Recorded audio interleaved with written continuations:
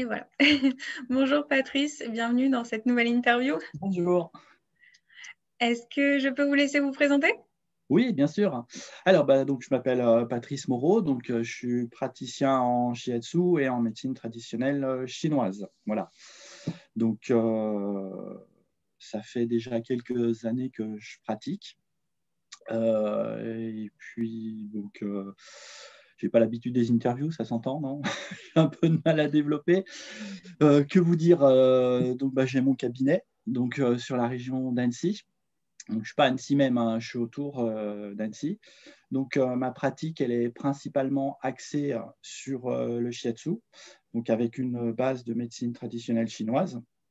En l'occurrence, on travaille un peu comme, enfin, je travaille un peu, même beaucoup comme un praticien en médecine traditionnelle chinoise. En l'occurrence, on fait un bilan, on en déduit des syndromes, et à partir de là, on traite avec, moi principalement avec le shiatsu. Donc le shiatsu, je ne sais pas si vous connaissez, donc c'est, alors certains appellent ça de l'acupression. Moi, j'aime bien comparer ça à l'acupuncture, en fait. C'est de l'acupuncture, mais sans les aiguilles.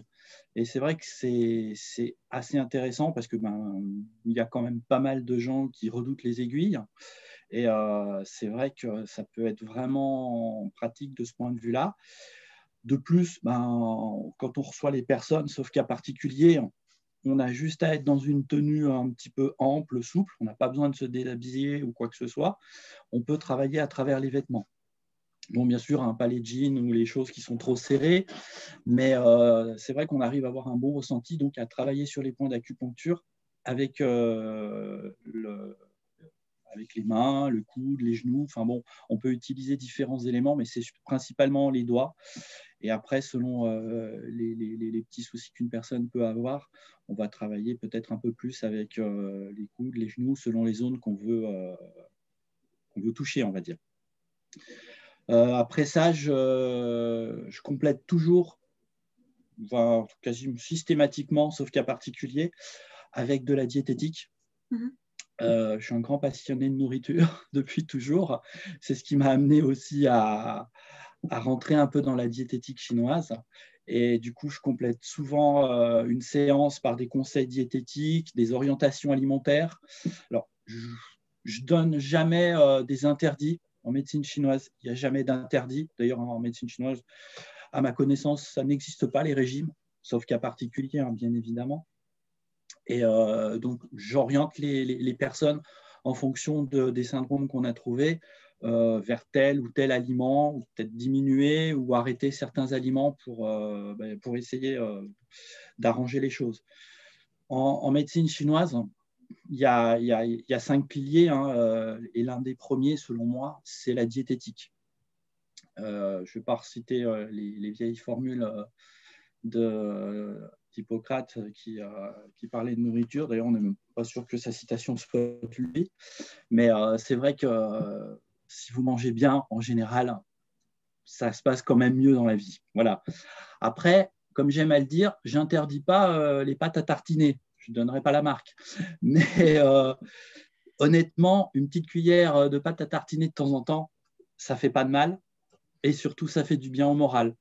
Et je pense que le moral va aussi avec la nourriture et la diététique. Si vous passez votre temps à faire des régimes ou à manger en vous disant, mon Dieu, est-ce que ça va me faire mal ou pas? Est-ce que ça va être pas bon pour ma santé?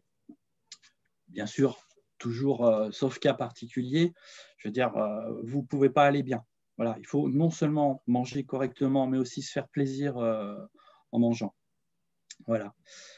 Mon parcours, alors moi j'ai découvert le shiatsu il y a très très longtemps. Je ne savais pas que ça s'appelait le shiatsu d'ailleurs. Alors comme beaucoup de gens de notre époque, passionnés par l'Asie, mais bon, moi j'ai été passionné par l'Asie il y a déjà 40 ans en arrière.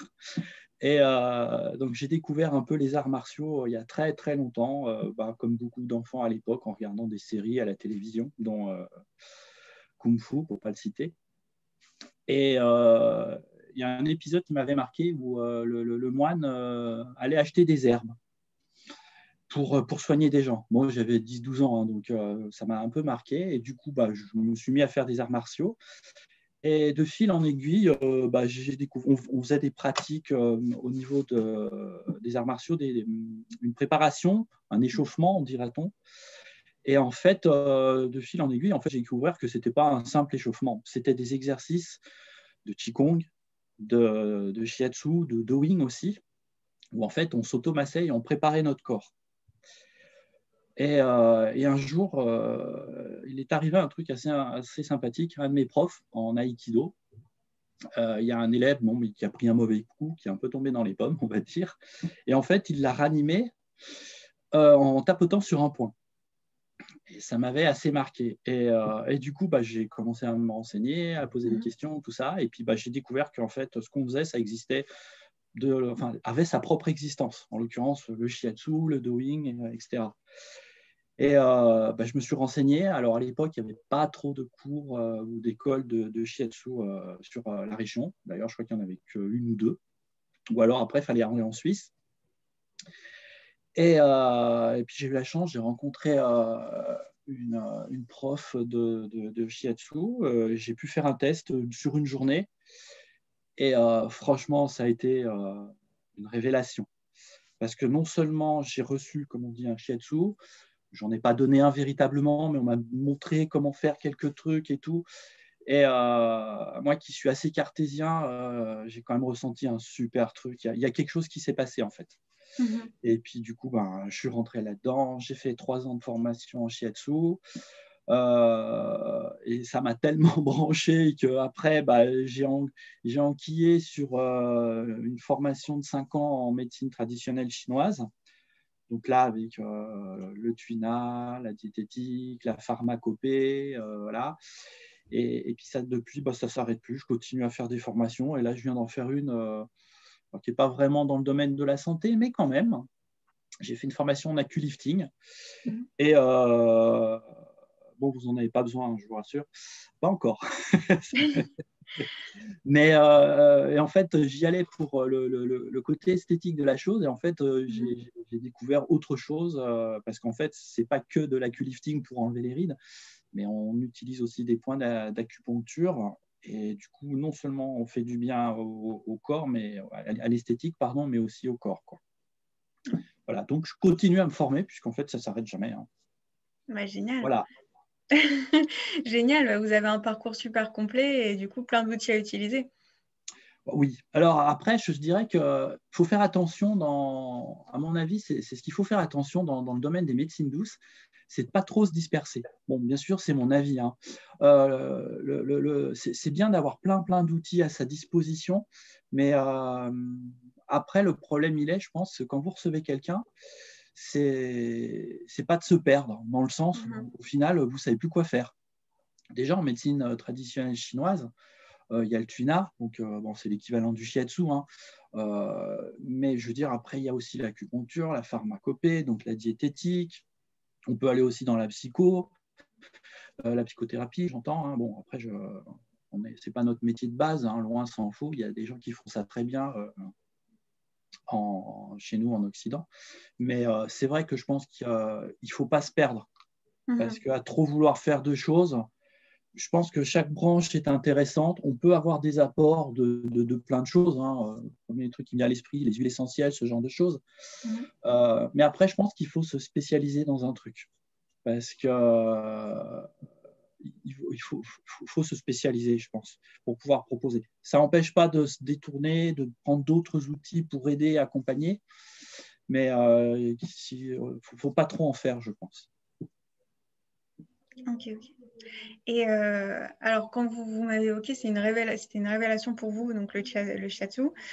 Qu'est-ce qui vous a donné l'envie en fait de passer le pas et de devenir praticien, donc de passer entre guillemets de pratiquant à la personne qui va en faire votre métier en fait? Alors, j'ai toujours eu, enfin, c'est pas pour me lancer des fleurs, mais déjà quand j'ai commencé à travailler il y a très longtemps déjà, j'ai une formation à la base de compta, donc les chiffres et que les chiffres.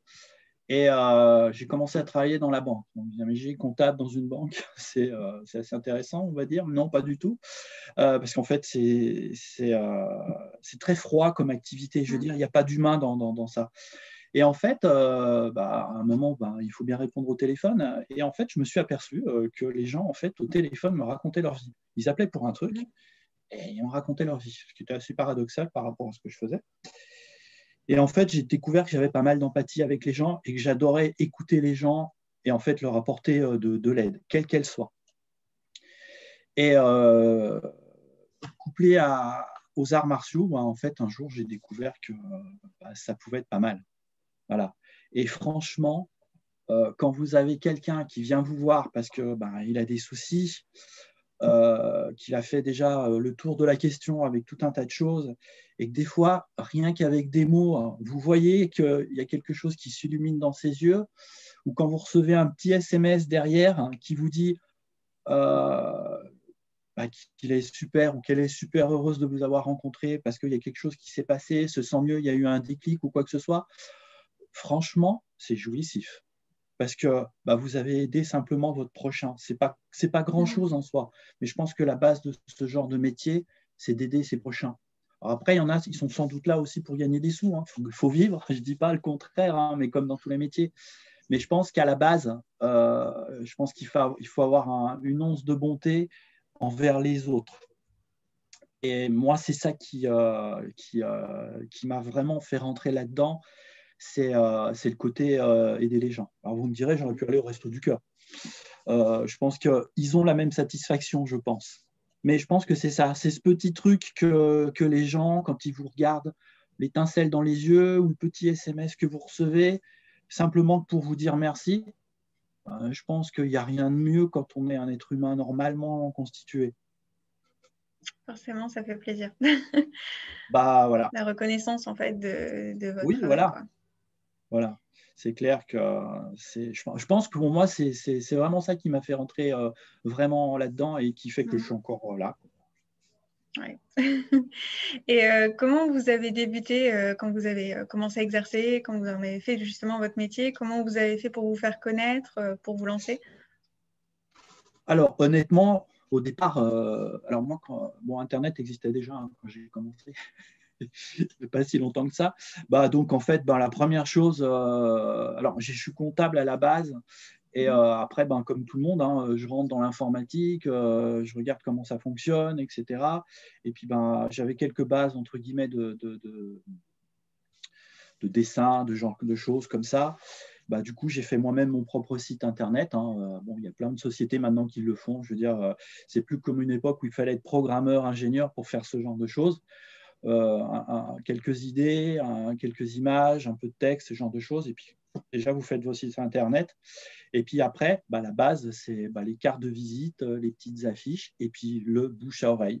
Vous commencez par la famille, bien évidemment. Ensuite, le cercle s'élargit, les amis qui parlent à d'autres amis, etc., etc.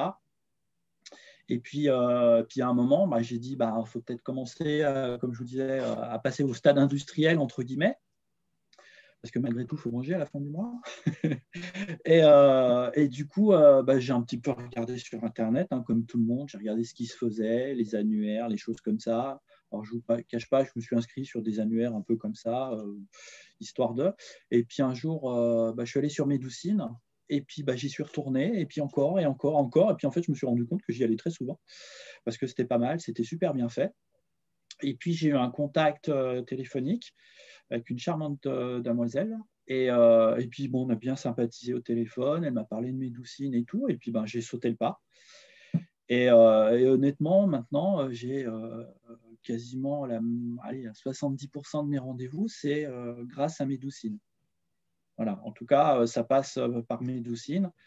Et ce qui est génial, c'est tout ce que vous avez mis autour en place, les webinaires, les aides aussi. On l'a vu pendant le confinement. Je pense que vous avez aidé beaucoup, beaucoup de monde et de thérapeutes parce qu'avec le confinement, les gens en général étaient isolés, les thérapeutes encore plus. Et puis c'est vrai que du coup, ça permettait d'avoir des contacts avec d'autres personnes alors qu'on ne pouvait pas sortir. Et puis du coup, ça a quand même bien aidé. Et puis après, le système que vous avez aussi de SMS ou de choses comme ça, les prises de rendez-vous, l'agenda. Un truc que moi j'adore, c'est le système de couplage entre mon agenda Google et votre agenda, où du coup, je peux gérer mon planning entre guillemets perso tout en gérant automatiquement, puisqu'il y a une passerelle entre les deux. Voilà. Bon, je ne vous fais pas de la pub pour faire de la pub, hein, mais bon, je vous dis simplement ce que je ressens par rapport à Medoucine. Il y a moins cher que vous, franchement, mais il y a quand même beaucoup de choses que vous apportez par rapport à d'autres systèmes, et notamment le contact. Ben, déjà, rien que le fait qu'on soit là en visio, ça, il n'y en a pas beaucoup qui le font. Et si ça peut un tout petit peu aider les autres, moi, je trouve ça fantastique, quoi. Ouais. Ouais, c'est vrai que c'est ce qu'on veut faire, c'est notre volonté de mettre en place plein d'actions. Et on ne peut pas proposer que alors la prise de rendez-vous, évidemment, c'est un outil, c'est peut-être l'outil phare qu'on propose, mais il y a beaucoup, beaucoup de choses à exploiter. On est un réseau, donc c'est vrai qu'il y a les webinaires, en effet, il y a le blog, il y a plein de choses qu'on veut mettre en place justement pour proposer tout un univers, en fait, pour les praticiens. Ouais. Non, c'est vrai que de ce côté-là, c'est. Non, puis des fois, vous allez à la pêche aux informations, hein, vous allez sur Internet, vous cherchez, vous tombez sur tout et n'importe quoi, hein. Hein, c'est comme quand vous avez un bouton sur la main, vous allez sur Internet, en général, 10 minutes après, vous êtes mort. Si vous regardez tout ça. Et c'est vrai que sur Medoucine, il y a plein de. Il y a les blogs, comme vous évoquiez, du coup. Et c'est vrai qu'il y a plein de gens qui partagent leur expérience. Voilà, moi, j'ai fait ça. Moi, j'ai monté ma boîte comme ça. Moi, j'ai ci. Tiens, moi, j'ai. Et c'est vrai que du coup, en fait, vous avez des vrais gens, entre guillemets, qui vous parlent de leur expérience, puisque ils sont comme vous, quoi, en fait, hein, tout simplement. Ouais. Aujourd'hui, comment vous faites pour… donc, c'est vrai qu'on est dans une période avec la crise sanitaire qui est un peu inédite, qui est évidemment pas facile. Comment vous faites pour garder le lien avec vos clients? Vous utilisez, j'imagine, le digital, les réseaux sociaux, des choses comme ça? Oui, alors je vous avoue que j'ai un peu calmé Facebook parce que maintenant ça prend beaucoup de temps, c'est très bien, hein, mais en fait, quand vous commencez à rentrer là-dedans, en fait, vous passez vos soirées à regarder Facebook et c'est un peu, ça prend du temps. Donc du coup, je me force à plus l'utiliser. Je travaille beaucoup, beaucoup, beaucoup avec les SMS et les emails. Ouais. Voilà. Je garde beaucoup de contacts avec les patients. Patientèle, on n'a pas le droit de le dire, avec les personnes, les clients, tout ça, parce que c'est super rapide. Vous avez l'info tout de suite. Donc déjà, il y a ça. Et puis non, le téléphone portable, ça passe partout, hein. Voilà. Les emails, c'est avec un téléphone aussi, mais c'est moins évident. Mais beaucoup de SMS en ce qui me concerne. D'accord. Après, pour tout ce qui est information générale, oui, vous mettez un petit article sur Facebook ou sur le site Internet. Voilà. Mais je dirais qu'un site Internet, c'est une vitrine. Après, derrière, vous avez effectivement les réseaux sociaux, Instagram. Alors, mes enfants utilisent beaucoup Instagram, moi pas. Le problème, c'est que ça fait beaucoup de vecteurs. Et quand vous travaillez toute la journée, franchement, encore passer du temps, je le fais, mais pas trop non plus parce que vous perdez du temps, je trouve, là-dessus. Donc, pour moi, le site Internet, c'est la vitrine. Et après, la communication, c'est un peu Facebook, les emails, beaucoup de SMS. D'accord. Ouais, c'est vrai que ça fonctionne aussi très bien puisque c'est direct, en effet.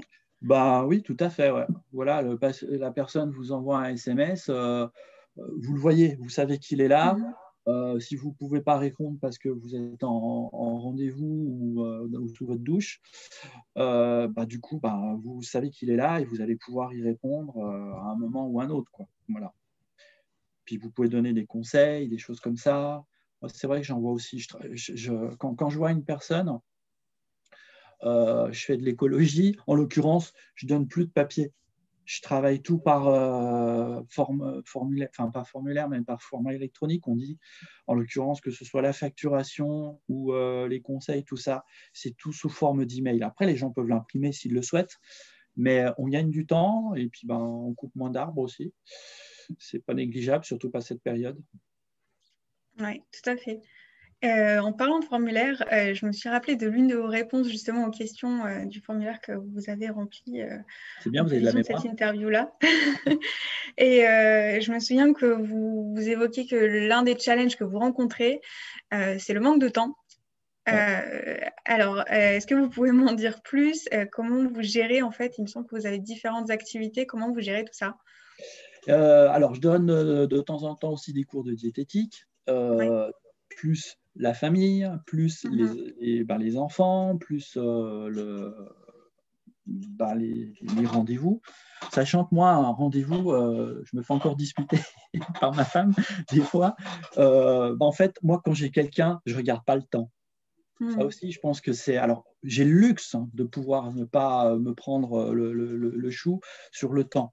Mais moi, quand une personne vient, je ne suis pas arrivé sur l'heure pour dire, mon Dieu, voilà. Alors, je prends de la marge. Donc, je ne vous cache pas, moi, un rendez-vous, ou en tout cas, le premier rendez-vous que j'ai, c'est toujours au minimum 1 heure et demie. Voilà. Donc, forcément, du coup, quand la journée se termine, il ne reste plus beaucoup de temps, quoi. Mais par contre, je suis détendu le soir quand j'ai fini ma journée parce que j'ai pas speedé pour faire passer les personnes vite, vite, vite. Alors après, il y a des rendez-vous qui ne durent pas 1 heure et demie, hein, fort heureusement, hein. C'est voilà. Mais du coup, après, effectivement, ça mange le temps parce que du coup, j'ai moins de temps pour m'occuper du site internet ou des réseaux sociaux, hein, on en Ouais. parlait, pour faire des choses, publier des trucs, des choses comme ça. Parce que bon, il ne faut pas se cacher la face, hein. De nos jours, si vous n'êtes pas sur Internet ou les réseaux sociaux, limite, vous n'existez pas, hein. Et plus vous êtes proche d'une grande agglomération, et plus c'est le cas. J'ai forcément, du coup, une obligation à un moment donné de prendre du temps sur ma vie familiale, entre guillemets, sur mes nuits, du coup, pour pouvoir travailler l'autre côté, en l'occurrence le côté électronique, ce genre de choses, quoi. Ouais. Même si Bah, j'essaie de ne pas trop. Voilà. Bon, après, j'ai la chance, c'est- j'ai un chat qui me réveille régulièrement la nuit. Donc, du coup, quand je me lève, tiens, je vais faire tout parce que du coup, je pense à un truc. Voilà. Ouais, mais c'est vrai que ça peut être vite chronophage, toutes Mm. ces tâches-là sur Internet, donc le site, les réseaux sociaux, ça peut prendre beaucoup de temps. Mais en effet, comme vous le disiez, c'est nécessaire de nos jours d'être présent Tout à au fait. niveau digital. C'est hyper important. Ouais, ouais, ouais, tout à fait. Il n'y a pas le choix, hein, de toute façon. Et puis, plus le temps va passer et plus ça va être comme ça. Bon, à Annecy, on est une moyenne agglomération, on va dire encore. Mais ça commence à… Enfin, ça commence. On est déjà quand même bien, bien développé dans tout ce qui est web, tout ça, la fibre. Mhm. Donc, les gens, honnêtement, la plupart des gens maintenant que je vois, ils me le disent, hein, je dis, mais comment vous m'avez vu? Je vous ai vu sur Internet ou je suis allé sur Médoucine.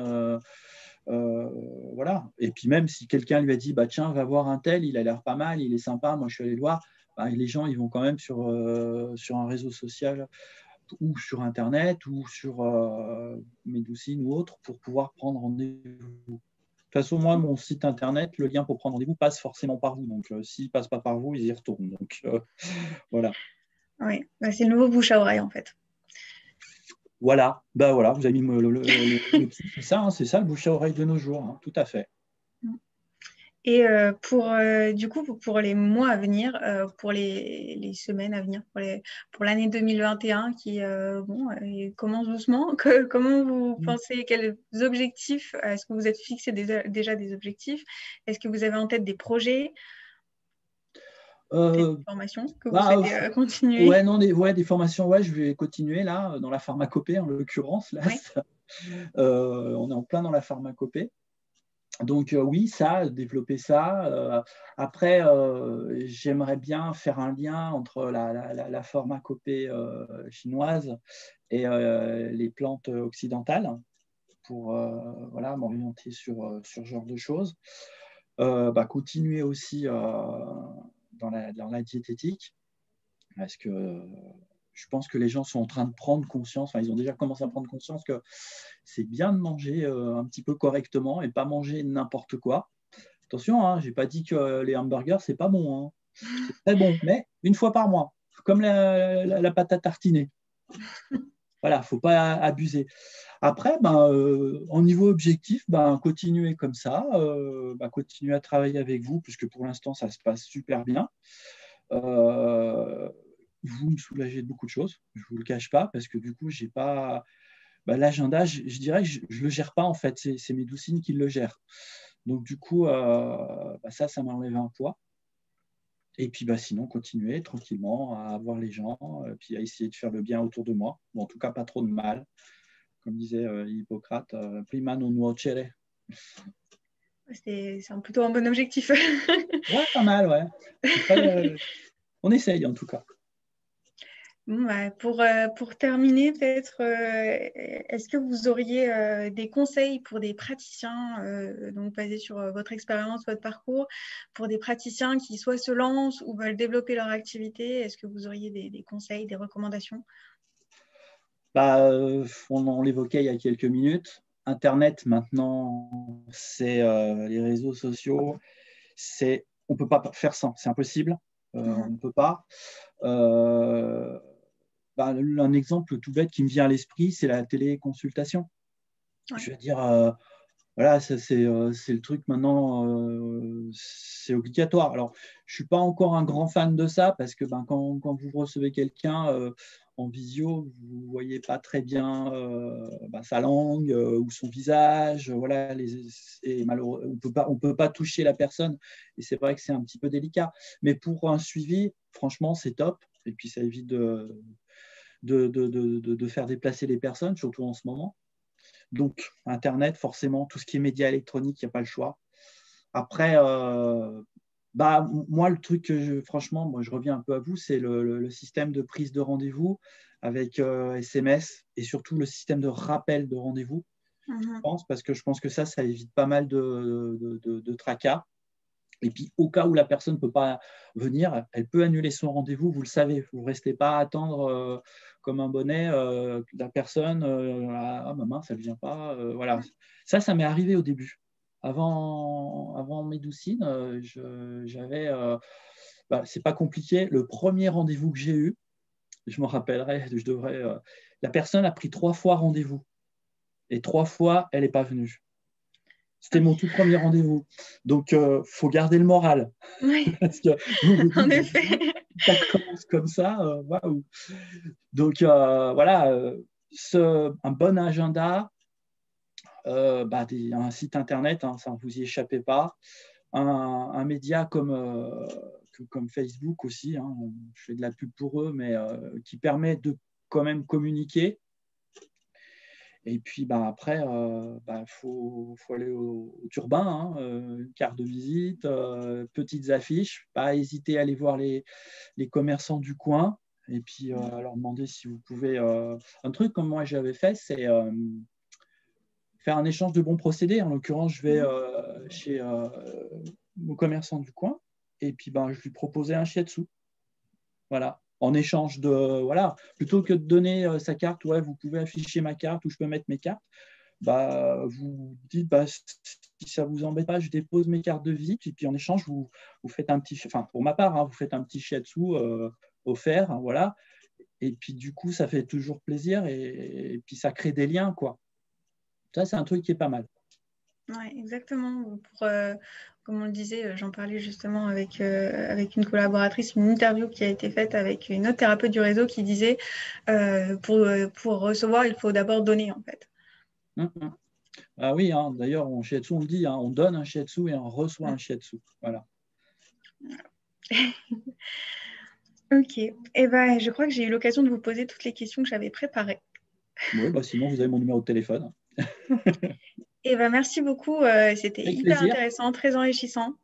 On mettra le lien du coup dans l'article vers votre site internet, votre profil Médoucine pourquoi pas aussi votre profil Facebook, même si vous n'y passez plus autant de temps qu'avant, pour que les thérapeutes du réseau puissent prendre contact avec vous s'ils le souhaitent, et bien sûr que les personnes intéressées puissent aussi vous prendre rendez-vous avec vous sur Médoucine. Avec plaisir. Merci beaucoup. Merci à vous. Passez une excellente journée. Vous aussi. Merci. Au revoir.